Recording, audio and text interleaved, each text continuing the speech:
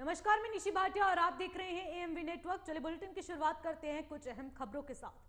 प्रधानमंत्री नरेंद्र मोदी तेलंगाना के दौरे पर है। तेलंगाना के महबूबनगर में चुनावी बिगुल फूंकते हुए पीएम मोदी ने 13,500 करोड़ रुपए की मेगा परियोजनाओं का गिफ्ट दिया है। पीएम ने दोपहर जहां सड़क, रेल, पेट्रोलियम, प्राकृतिक गैस और उच्च शिक्षा जैसे महत्वपूर्ण सेक्टरों पर 13,500 करोड़ रुपए से अधिक की विकास परियोजनाओं का लोकार्पण और शिलान्यास किया। साथ ही कृष्णा स्टेशन से रायचूर हैदराबाद ट्रेन सेवा का उद्घाटन भी किया। प्रधानमंत्री नरेंद्र मोदी जिन सड़क परियोजनाओं की आधारशिला रखी गई है उनमें नागपुर विजयवाड़ा आर्थिक गलियारा, 108 किलोमीटर लंबा वॉलंग से राष्ट्रीय राजमार्ग का खम भाग तक 4 लेन एक्सेस और नियंत्रण। बता दें कि ग्रीनफील्ड राजमार्ग और 90 किलोमीटर लंबा 4 लेन एक्सप्रेसवे नियंत्रित ग्रीनफील्ड राजमार्ग शामिल है। इन सड़क परियोजनाओं को कुल लगभग 6400 करोड़ रुपए की लागत से विकसित किया जाएगा। बता दें कि जुक्लेर कृष्ण नए रेलवे लाइन करीब 500 करोड़ रुपए से अधिक की लागत से बनाया गया रेल लाइन खंड पहली बार। बता दें कि नारायणपेट के पीछे जिले के अलावा क्षेत्र को रेलवे मानचित्र से लाया गया है।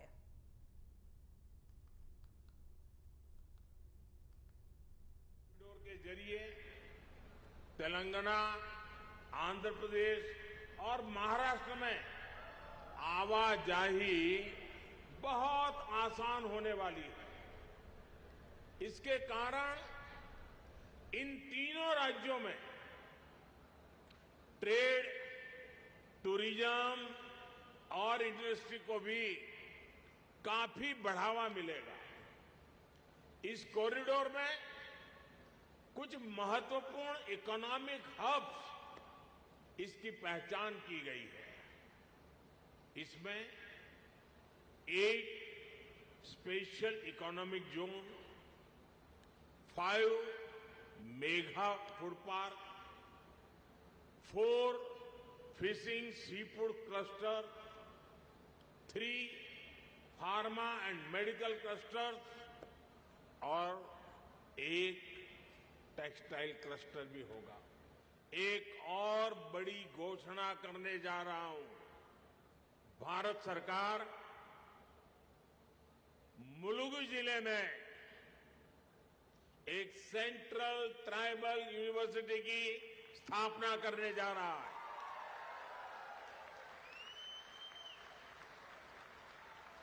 और इस विद्यालय का नाम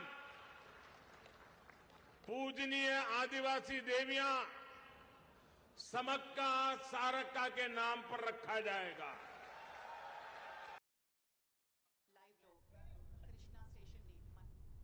इस खबर पर अधिक जानकारी के साथ पॉलिटिकल एडिटर जितेंद्र प्रताप सिंह भी हमारे साथ जुड़ चुके हैं।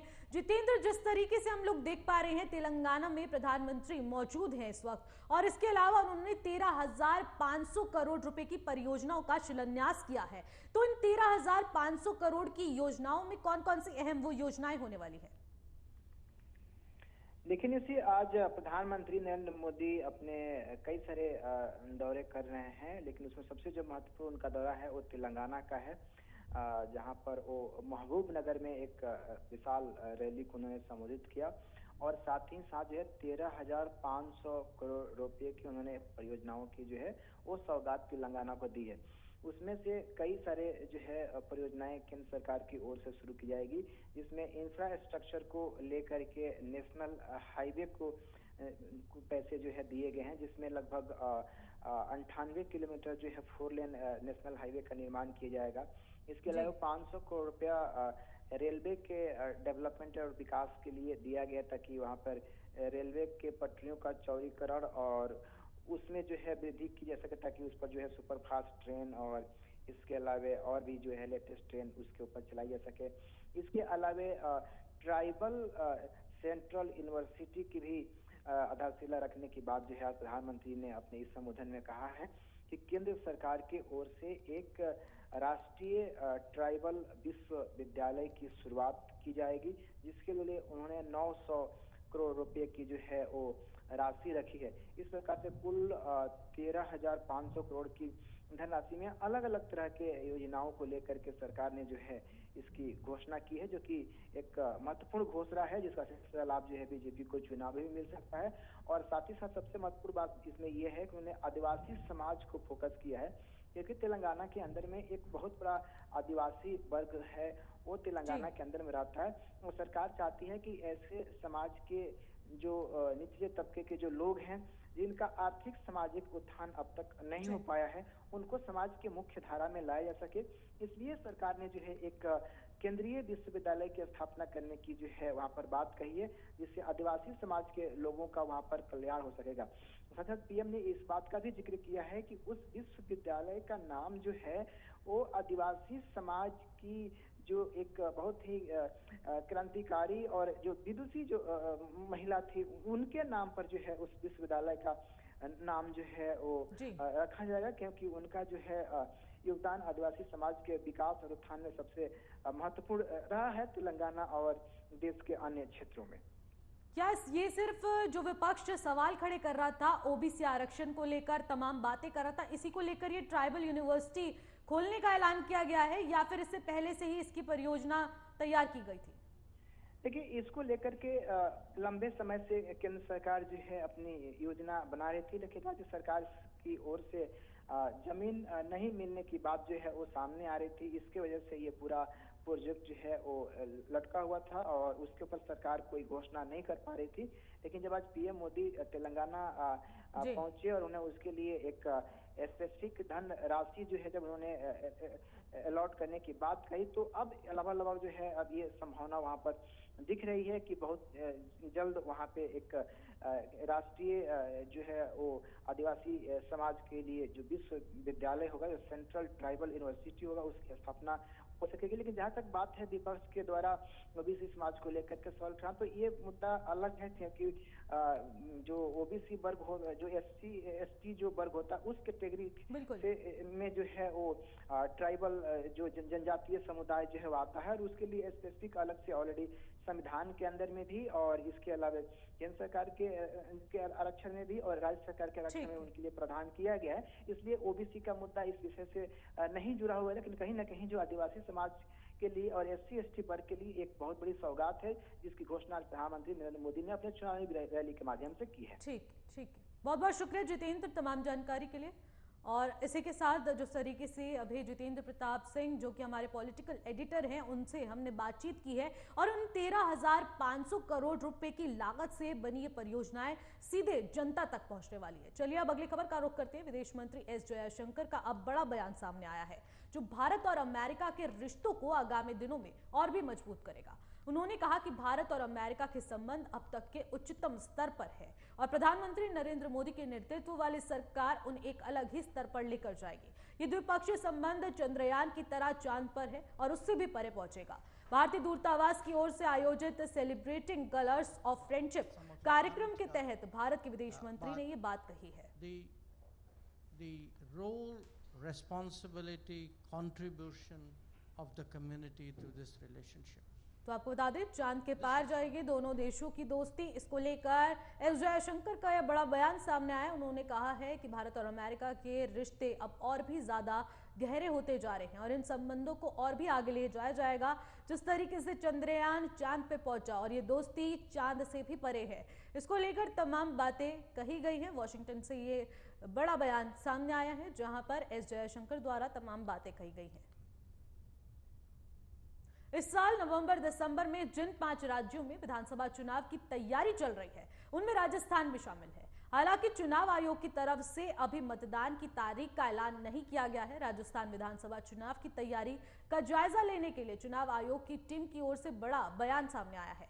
मुख्य चुनाव आयुक्त राजीव कुमार ने कहा कि पिछले 2 दिनों से हमने सभी क्षेत्रीय दलों, राष्ट्रीय स्तर पर मान्यता प्राप्त दलों से मुलाकात की है। इसके अलावा केंद्र सरकार और राज्य की परिवर्तन एजेंसियों के साथ भी विस्तृत चर्चा की गई है। राजनीतिक दलों ने बैठकर हमसे कहा कि चुनाव स्वतंत्र और निष्पक्ष हो, इसको सुनिश्चित किया जाना चाहिए और आपको बता दें, रुपए बांटने वालों पर कार्रवाई होनी चाहिए। इसको लेकर भी बातचीत की गई है।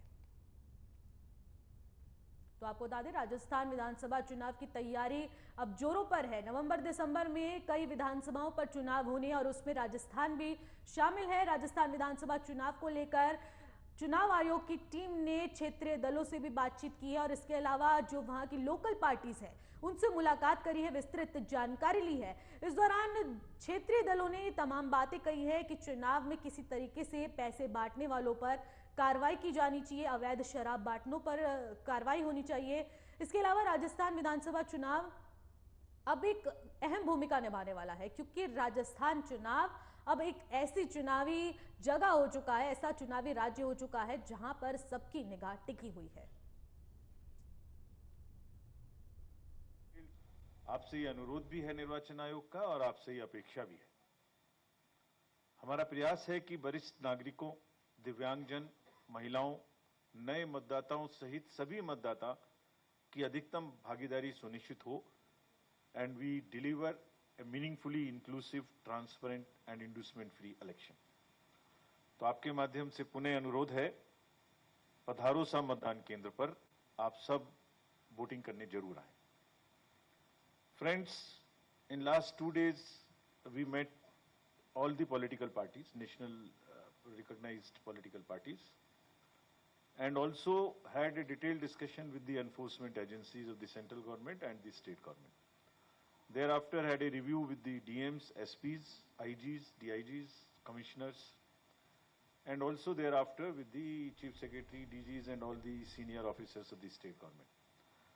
तो हम आपको विस्तार से बताएंगे कि उनके साथ पॉलिटिकल पार्टीज ने हमसे क्या कहा और जो उन्होंने कहा उस पर हमारी क्या प्रतिक्रिया है, और साथ ही साथ हमने कलेक्टर्स को, एसपीज को, एडमिनिस्ट्रेशन को, एजेंसीज से क्या चर्चा की और क्या उन्हें निर्देश दिए। तो जो पॉलिटिकल पार्टीज हमसे मिलने आई, उनकी जो हमसे अपेक्षाएं थी, पहले मैं वो आपको बता रहा हूं। हमसे आप, PSP, BJP, CPIM, Indian national Congress, राष्ट्रीय लोकतांत्रिक पार्टी के प्रतिनिधिगण मिले। अपना विस्तार से उन्होंने रिप्रेजेंटेशन भी हमें दिया। तो उनकी जो मांगों को अगर समराइज करें तो वो कहते हैं कि इलेक्शन ट्रांसपेरेंट तरीके से हो, पहला काम आयोग ये सुनिश्चित करे। फॉल्स एफिडेविट अगर किसी कैंडिडेट के द्वारा दिया जाए तो उस पर कार्रवाई हो। पैरामिलिट्री फोर्सेस का क्रिटिकल पोलिंग स्टेशंस में डिप्लॉयमेंट किया जाए। कास्ट रिलेटेड नंबर्स कुछ मीडिया में और कुछ जगह में प्रोजेक्ट किए जाते हैं जो कि अनफाउंडेड होते हैं, उन पर कार्रवाई की जाए। पोलिंग स्टेशंस का रेशनलाइजेशन या शिफ्टिंग राजनीतिक कारणों से ना हो। जो ऑफिशियल्स को ट्रांसफर किया गया है, जो 3 वर्ष की समय पूरा कर चुके हैं, उन्हें वापिस सर्कमवेंट करते हुए नियमों को उसी जगह में डेपुटेशन पे या किसी तरीके से अटैच करके इलेक्शन रिलेटेड ड्यूटी ना दी जाए। जो प्रिवेंटिव एक्शन स्टेट में होता है 107, 116 का, आपसे ये अनुरोध भी। चलिए खबरों में आगे बढ़ते हैं, जहां पर देश में पुरानी पेंशन स्कीम का मुद्दा एक बार फिर गर्माता नजर आ रहा है। आगामी विधानसभा चुनाव और अगले साल होने जा रहे लोकसभा चुनाव से पहले सरकार के कर्मचारियों ने इसके खिलाफ बड़ा अभियान छेड़ दिया है। चुनावी माहौल के बीच सरकार पर दबाव बनाने के लिए दिल्ली के रामलीला मैदान में देश भर के सरकारी कर्मचारी जुटे हैं और अपनी मांगों को लेकर प्रदर्शन कर रहे हैं। इस प्रदर्शन का नाम है, जिसमें लाखों सरकारी कर्मचारी की भीड़ जुटी है। इनकी मांग है पुरानी पेंशन को लागू किया जाए। National movement for old pension scheme से जुड़े संगठन इस रैली में शामिल हुए हैं। तो आपको बता दें, धरने पर बैठे लाखों सरकारी कर्मचारी, तस्वीरों के माध्यम से आप नई दिल्ली के रामलीला मैदान की ये तस्वीर देख सकते हैं, जहां पर आगामी विधानसभा चुनाव होने हैं, उसको लेकर पहले से ही सरकारी कर्मचारी इस धरना प्रदर्शन में जुट चुके हैं। रामलीला मैदान में पेंशन शंखनाद महारैली का आगाज हो चुका है, जहां पर लाखों करोड़ों की संख्या में सरकारी कर्मचारी धरने प्रदर्शन पे बैठे हैं। और बता दें कि NMOPS संगठनों का शक्ति प्रदर्शन ये देखा जा रहा है। और आपको बता दें, पुरानी पेंशन स्कीम की मांग को लेकर ये धरना प्रदर्शन लगातार जारी है। रामलीला मैदान की कुछ तस्वीरें हम आपको दिखा रहे हैं, जहां पर पुरानी पेंशन लागू करने की मांग लगातार की जा रही है इन सरकारी कर्मचारियों द्वारा। और इसके अलावा इन्होंने इस संगठन का भी नाम रखा है, और इस संगठन का नाम इन्होंने तमाम मुद्दों को सोच समझ कर रखा, और इस संगठन का नाम national movement for old pension scheme से जुड़ा हुआ है। और ये संगठन के जितने भी लोग हैं वो इस रैली में शामिल हैं और लगातार सरकार के खिलाफ विरोध प्रदर्शन जता रहे हैं। प्रधानमंत्री नरेंद्र मोदी के आह्वान पर पूरे देश भर में स्वच्छांजलि कार्यक्रम के तहत लोगों ने श्रमदान किया है। इस दौरान केंद्रीय मंत्री, बीजेपी शासित राज्यों के मुख्यमंत्री सहित अन्य नेताओं और आम लोगों ने जगह जगह साफ सफाई की। इस बीच प्रधानमंत्री नरेंद्र मोदी ने अपने श्रमदान का वीडियो शेयर किया है, जिसमें सोशल मीडिया इन्फ्लुएंसर अंकित बेनपुरिया भी नजर आ रहे हैं। पीएम मोदी ने वीडियो एक्स पर शेयर करते हुए लिखा कि आज देश स्वच्छता पर ध्यान केंद्रित कर रहा है। अंकित बेनपुरिया और मैंने भी यही किया है। स्वच्छता के अलावा हमने इसमें फिटनेस और खुशहाली को भी शामिल किया है। ये सब स्वच्छ और स्वस्थ भारत के लिए है। बता दें कि पीएम मोदी के राष्ट्रव्यापी स्वच्छता अभियान की अपील पर नेताओं से लेकर छात्रों तक सभी क्षेत्रों के लोगों ने श्रमदान कार्यक्रम में हिस्सा लिया। केंद्रीय आवास और शहरी मामलों के मंत्रालय के अनुसार इस अभियान के तहत देश भर में 9.20 लाख से अधिक स्थानों पर स्वच्छता कार्यक्रमों का आयोजन किया गया है।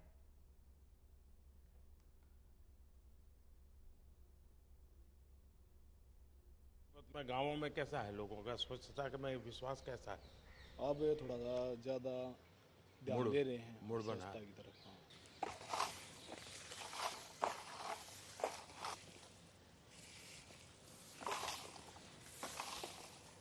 अंकित, आप फिजिकल एक्टिविटी के लिए कितना समय देते हैं डेली? में 4 से 5 घंटे। आपको भी देख के थोड़ा सा मोटिवेट होते हैं कि आप भी इतनी एक्सरसाइज करते हो। मैं ज़्यादा एक्सरसाइज नहीं करता, लेकिन रोज़मर्रा की जिंदगी के लिए जितना चाहिए, लेकिन मैं डिसिप्लिन फॉलो करता हूँ। 2 चीज़ों में मेरा अभी डिसिप्लिन नहीं आ रहा है।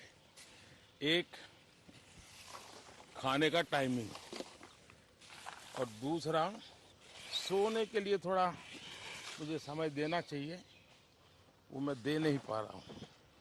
देश को चलाने के लिए आपको जागना पड़ता है।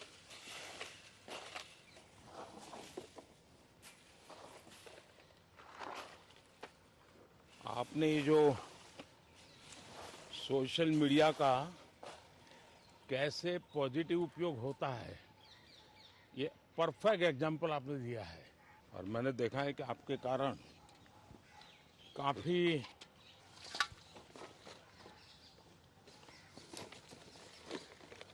नौजवान भी जो हैं और जो बड़ी बड़ी जिम में जाने वाले लोग थे, वे भी अब तो आप वाली चीज़ों को फॉलो करते हैं। मैंने एक बार एक सोशल मीडिया पोस्ट देखा था, किसी बच्ची ने मेरी माँ का जिम ऐसा करके वीडियो रखा था, और उसमें मेरी माँ सुबह से शाम जो काम। खबरों में आगे बढ़ते हैं, जहां पर केंद्रीय रक्षा मंत्री राजनाथ सिंह रक्षा लेखा विभाग के 275वें वार्षिक दिवस समारोह में पहुंचे। यहां पर आयोजित कार्यक्रम के दौरान विभाग की कई डिजिटल पहलुओं का उन्होंने शुभारंभ किया। इन पहलों में पेंशन प्रशासन के लिए प्रणाली, रक्षा स्पर्श मोबाइल ऐप, अग्निवीरों के लिए वेतन प्रणाली, रक्षा यात्रा प्रणाली, डीटीएस के अंतर्राष्ट्रीय हवाई टिकट बुकिंग मॉड्यूल, और इसको लेकर रक्षा लेखा रसीद और भुगतान प्रणाली, रक्षा असैन्य वेतन प्रणाली और रक्षा लेखा मानव संसाधन प्रबंध प्रणाली शामिल का उद्घाटन किया गया। रक्षा मंत्री ने अपने संबोधन में सरकार के डिजिटल इंडिया विजन को आगे बढ़ाने के लिए डीएडी की सराहना करते हुए कहा कि नई पहल से विभाग के कामकाज में पारदर्शिता बढ़ेगी और दक्षता बढ़ेगी। इसी के साथ उन्होंने कार्यक्रम को संबोधित करते हुए स्वच्छता के विषय में भी अपनी राय रखी।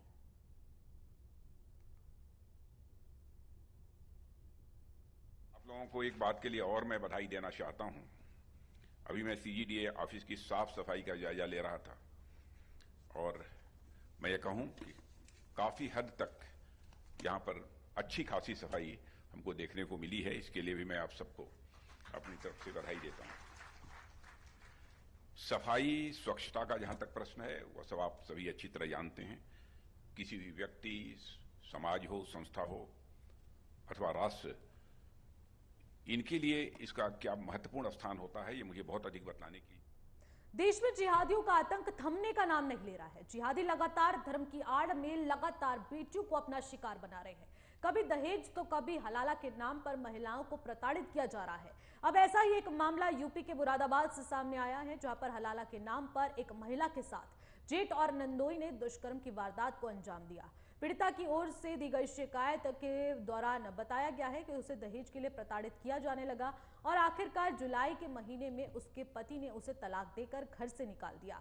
उसके पास छोटा बच्चा था जिसे लेकर वो अपने मायके चली गई, लेकिन परिजनों के समझाने पर वह कुछ दिन बाद ससुराल वापस लौटी तो ससुराल पक्ष के लोगों ने 3 तलाक का हवाला देते हुए उसे एक शर्त पर ही आने की बात कही कि वो पहले हलाला कर ले, फिर तभी जाकर उसका निकाह उसके पति से हो सकता है। और हलाला की आड़ में बहाने इसके बता दें कि उसके साथ हलाला के नाम पर जेठ और नंदोई ने जबरदस्ती दुष्कर्म किया।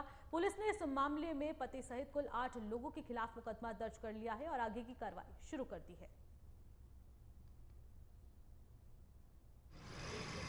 कोतवाली के अंतर्गत एक महिला ने एक मुकदमा पंजीकृत कराया है, जिसमें उन्होंने आरोप लगाया है कि उसके पति व उसके परिजनों ने उसके साथ दहेज की मांग करी है, साथ ही उसके जेठ ने उसके साथ बुरा काम किया। इस आधार पर मुकदमा पंजीकृत कर लिया गया है और उसमें साक्ष्यों के आधार पर कार्रवाई की जाएगी। इसमें यह भी संज्ञान में आया है, महिला ने आरोप लगाया है कि वो घर पे थी, जेठ ने हलाला के नाम पर उसके साथ रेप किया है और उन्हीं सभी के देखते हुए मुकदमा पंजीकृत है। इसमें 164 के बयान कराए जाएंगे और साक्ष्यों के आधार पर इसमें अग्रिम कार्रवाई की। कांग्रेस नेता राहुल गांधी ने सत्यम शिवम सुंदरम हेडिंग के साथ एक लेख की तस्वीर सोशल मीडिया पर लिखी है। इसमें राहुल गांधी ने लिखा है, सत्यम शिवम सुंदरम, एक हिंदू अपने अस्तित्व में समस्त चराचर को करुणा और गरिमा के साथ उदात्तपूर्वक आत्मसात के साथ करता है, क्योंकि वह जानता है कि जीवन रूपी इस महासागर में हम सब डूब उतरते हैं। निर्बल की रक्षा का कर्तव्य है कि उसका धर्म है। आगे उन्होंने लिखा कि हिंदू में अपने भय को गहनता से देखना और उसे स्वीकार करने का साहस होता है। जीवन की यात्रा में वह भयरूपी शत्रु को मित्र में बदलने की सोच रखता है। भय उस पर कभी हावी नहीं हो पाता है, वरना घनिष्ठ सखा बनकर उसके साथ आगे राह दिखाता है। एक हिंदू का आत्मा इतना अच्छा होता है और इतना कमजोर भी नहीं होता कि वह अपने भय के वश में आकर किसी किस्म के क्रोध, घृणा या फिर प्रतिहिंसा का माध्यम बन जाए। भाजपा ने यूपी में दलित वोट बैंक को साधने के लिए अवध, पश्चिम काशी, गोरखपुर, कानपुर और ब्रिज में अनुसूचित जाति वर्ग के बड़े सम्मेलन आयोजित करने का निर्णय लिया है। भाजपा प्रदेश अध्यक्ष के कार्यकर्ताओं को दलित बस्तियों में जाकर उन्हें मोदी और योगी सरकार की उपलब्धियां बताने के निर्देश दिए गए हैं। इसके लिए पार्टी के सभी विधायक, सांसद, मंत्री और अन्य जनप्रतिनिधि दलित बस्तियों में जाकर अनुसूचित जाति के लोगों को केंद्र सरकार की उपलब्धियां बताएंगे और योजनाओं का लाभ दिलाएंगे। एक विधायक को 4-4 विधानसभा क्षेत्र का प्रभारी बनाया जाएगा। यूपी प्रदेश बीजेपी अध्यक्ष भूपेंद्र चौधरी का कहना है कि दलित भाजपा के मतदान है, बस उन्हें अपने बनाए रखना है। इनके बीच जाकर बता दें कि आत्मीयता बढ़ाने की जरूरत है। इसको लेकर ये तमाम बातें कही गई हैं।